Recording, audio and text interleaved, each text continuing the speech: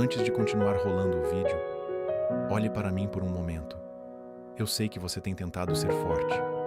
Forte para sua família, forte para seus amigos, forte para todo mundo.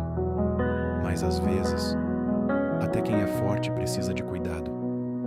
Eu vejo quando o seu coração está cansado.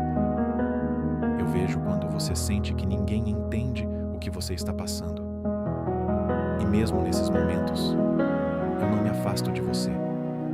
Assim como um pastor carrega sua ovelha nos braços, eu cuido de você. Eu não abandono quem se perde. Eu não rejeito quem está ferido. Eu me aproximo. E hoje eu só quero que você lembre de uma coisa. Você nunca esteve sozinho. Se essa mensagem chegou até você, escreva nos comentários.